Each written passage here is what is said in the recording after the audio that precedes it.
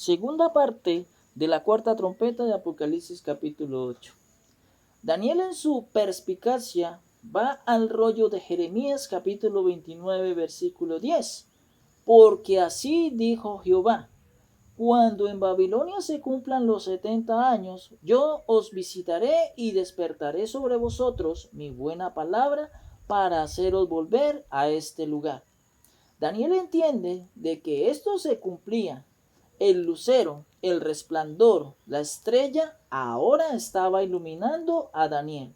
Casi 70 años después, Daniel pudo entender de que los tiempos proféticos para Israel se estaban cumpliendo.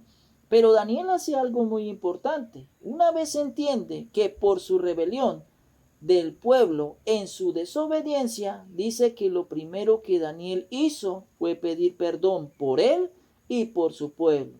Daniel reconoce y dice a Dios: hemos pecado contra ti. Lo que tuvimos que pasar lo merecemos. Fuimos rebeldes, no te hicimos caso, no te obedecimos, pero Daniel dice: perdona el pecado de este pueblo y perdona nuestra iniquidad y vuelve tus ojos sobre nosotros. Y dice la palabra de Dios de que Dios oyó. Veamos la oración de Daniel capítulo 9 versículo 3. Y volví mi rostro a Dios el Señor, buscándole en oración y ruego, en ayuno, cilicio y ceniza. O sea que Daniel se humilló, y al hacerlo, Daniel fue exaltado por Dios como consecuencia. Entonces Dios dice: este es el que necesito para que transmita una trompeta, una voz, un sonido, para que ponga a este pueblo al tanto de los tiempos de las profecías. En Daniel capítulo 9 versículo 20 dice: aún estaba hablando y orando y confesando mi pecado. Confesar quiere decir reconocer de que reconocía su pecado y el pecado de mi pueblo Israel, y derramaba mi ruego delante de Jehová mi Dios por el monte santo de mi Dios. Versículo 21. Aún estaba hablando en oración cuando el varón Gabriel, el ángel Gabriel, a quien había visto en el principio volando con presteza, vino a mí como a la hora del sacrificio de la tarde. ¿Para qué vino el ángel Gabriel? Para darle un misterio, una profecía, un mensaje. Y esta profecía es una de las profecías más importantes de un asunto sagrado de Dios. Y esta profecía se llama las 70 semanas. Ahora, ¿por qué es importante esta profecía de las 70 semanas? Porque Daniel recibe hipotéticamente en misterio tres cosas importantes. La primera, de que Jerusalén y sus muros serían restaurados. La segunda, de que el Mesías, el príncipe, debía aparecer para ser ungido. Y la tercera, de que sería crucificado y sería muerto a la mitad de la última semana.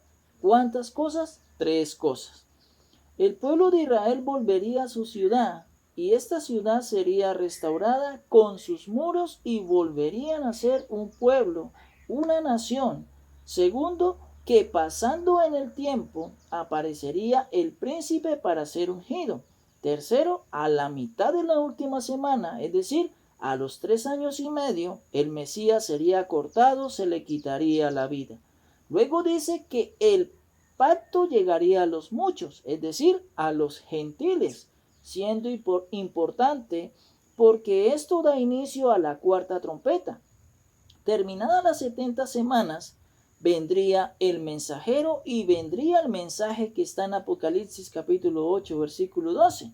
Dice que es la cuarta trompeta, entendiendo lo de la reconstrucción de Israel, su muro y su plaza. Daniel capítulo 9, versículo 25 dice: sabe pues y entiende que desde la salida de la orden para restaurar y edificar a Jerusalén hasta el Mesías príncipe, habrán 7 semanas y 62 semanas. Se volverá a edificar la plaza y el muro en tiempos angustiosos. Vemos de que hay 7 semanas y 62 semanas. Se volverán a edificar la plaza y el muro en tiempos angustiosos.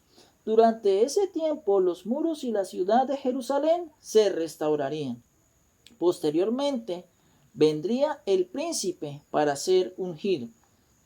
Y luego dice que a la mitad de la última semana, que son 7 años, se le quitaría la vida al Mesías, es decir, el desenvolvimiento y cumplimiento de la profecía. Daniel no lo entendió en ese momento.